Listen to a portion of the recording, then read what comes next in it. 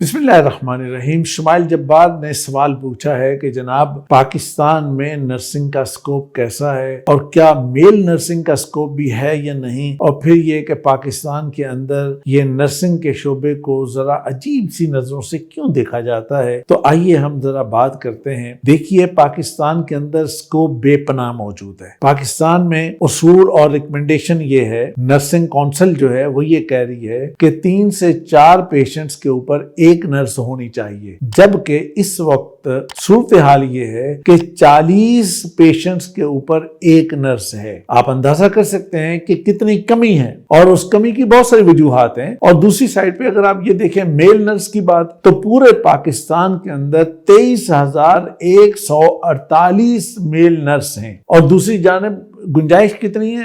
بے پناہ۔ اور تیسری ایک اور بڑی مزے کی بات اور بھی ہے، وہ یہ ہے کہ پاکستان میں جو بھی بچے نرسنگ پڑھتے ہیں تو نرسنگ والوں کو منتھلی جو سٹائپنڈ ڈیورنگ سٹڈیز بتا رہا ہوں، 31,000 روپے ڈیورنگ سٹڈی سٹائپنڈ دیا جا رہا ہے۔ اور اس کے ساتھ ساتھ پھر یہ کہ پھر 16 گریڈ کی جاب بھی ان کی پکی ہوتی ہے۔ یعنی اس کا مطلب یہ ہے کہ بالکل ہر چیز بڑی فٹ ہے، اور اگر کوئی اسٹوڈنٹ پاکستان میں رہ کے کام کرے تو بعد میں جناب 16 گریڈ کی جناب تمام فیسلٹیز بھی اسے مل گئیں، سب چیزیں بھی مل گئیں، گھر بھی مل گیا، میڈیکل بھی مل گیا، سب چیزیں بھی مل گئیں، پے بھی مل گئی، سہولیات مل گئیں، تو اور کیا چاہیے؟ مزید یہ کہ اگر کوئی اسٹوڈنٹ ملک سے باہر جاتا ہے، وہ کسی بھی ملک میں چلا جائے، مڈل ایسٹ میں جائے، کینیڈا میں جائے، نیوزی لینڈ میں جائے، امریکہ میں جائے، کہیں پہ بھی چلا جائے، کسی بھی جگہ پہ اگر وہ جائے گا تو تقریباً جو وہاں پہ باہر جا کے وہ ارننگ کر سکتا ہے وہ 20 لاکھ روپیز پر منتھ ہے، یعنی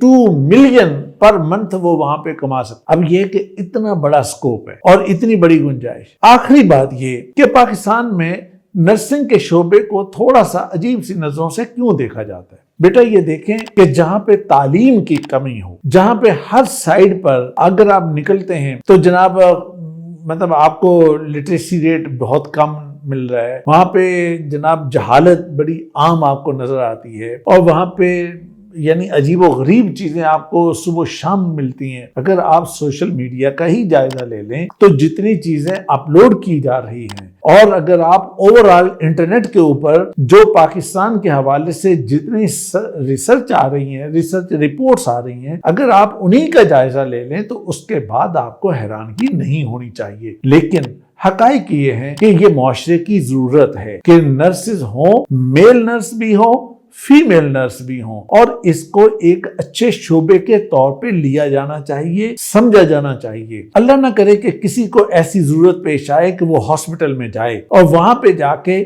کسی میل کو ضرورت ہو اور کسی پرابلم کا اسے سامنا ہو، یا کسی فیمیل کو کسی پرابلم کا سامنا ہو، اور اگر اسے کراس جینڈر نرس کے ساتھ واسطہ پڑے تو کیسی صورتحال پیش آتی ہے۔ تو اس لیے ان چیزوں کو اس طرح سے نہیں دیکھنا چاہیے۔ میرے عزیزو، ہمیں معاشرے کے اندر تعلیم کو بھی عام کرنا ہے، اس معلومات کو بھی عام کرنا ہے، معاشرے کو ایجوکیٹ بھی کرنا ہے، معاشرے کے اندر اخلاقی قدروں کو بھی بہتر کرنا ہے، تب جا کر ہمارا پورا معاشرہ بہتر ہوگا۔ لیکن میں آپ سے یہ کہوں گا کہ میرے عزیزو، گھبرائیے نہیں، پریشان نہیں ہوئیے، اس لیے کہ ہم سب مل کر اگر ہمت کے ساتھ اس معاشرے کے اندر کھڑے ہو کر کام کریں گے، اور کام کو بہتر طریقے سے اور پوری اخلاقی قدروں کے ساتھ، مزید یہ کہ پورے عزت اور وقار کے ساتھ ہم اس کام کو کریں گے تو اس کے نتائج بہت اچھے نکلیں گے۔ تو لہٰذا نرسنگ کے شعبے کو لیجئے اور بہت اچھے طریقے سے اپنائیے۔